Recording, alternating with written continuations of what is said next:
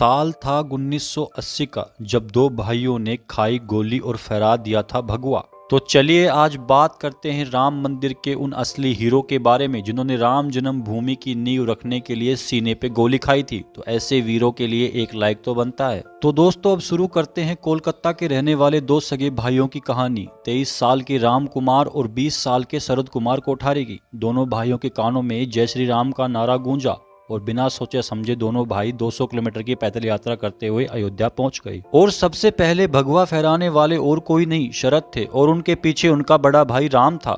लेकिन उन्हें कहाँ पता था कि आने वाला दिन उनका आखिरी दिन होने वाला है। अगले दिन उन्होंने कार सेवकों की रैली में भाग लिया और पुलिस ने उन्हें गोली मार दी और चारों तरफ सन्नाटा छा गया। पर वो कहते हैं ना कि वीरों की कुर्बानी जाया नहीं जाती। वही हुआ जिसका डर था। अगले दिन उनकी मौत के कारण आंदोलन ने एक बड़ा रूप ले लिया। अब ये सिलसिला यहाँ रुकने वाला नहीं था। तो चलिए अब कड़ी को आगे बढ़ाते हुए पूरी बात जानेंगे। तो अब बात करेंगे लाल कृष्ण आडवाणी के बारे में। किसने सोचा था कि पाकिस्तान कराची का ये लाल बंटवारे के बाद भारत आ जाएगा और रामलला के लिए रथ चलाएगा और साथ ही हमारे देश के वर्तमान प्रधानमंत्री मोदी जी होंगे।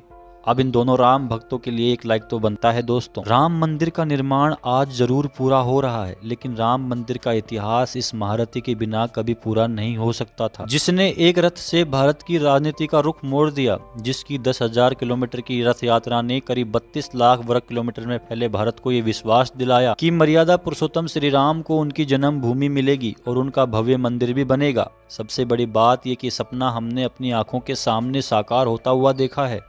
इस बात पर कमेंट में जय श्री राम जरूर लिखें। तो दोस्तों इस कड़ी को आगे बढ़ाते हुए बात करेंगे ऐसे शख्स के बारे में जिसकी एक गवाही ने मुसलमान जज को हिलाकर रख दिया था। जी हां, हम बात कर रहे हैं कि ऐसी शख्सियत की जो नेत्रहीन होकर भी 22 भाषाओं में रचे गए 80 ग्रंथों को सिर्फ सुनकर ही याद रख पाते हैं। ये बात तब की है जब स्वामी राम भद्राचार्य जी से मुस्लिम जज ने पूछा कि क्या प्रभु राम के जन्म का प्रमाण किसी वेद में है क्या। जज के इस सवाल का जवाब देते हुए स्वामी राम भद्राचार्य ने बताया कि अथर्ववेद के 10वें कांड के 31वें अनुवाक्य के द्वितीय मंत्र में स्पष्ट रूप से कहा गया है कि 8 चक्रों व 9 प्रमुख द्वार वाली श्री अयोध्या देवताओं की पुरी है। उसी अयोध्या में मंदिर भी और महल भी है। उसमें परमात्मा स्वर्ग लोक से आए।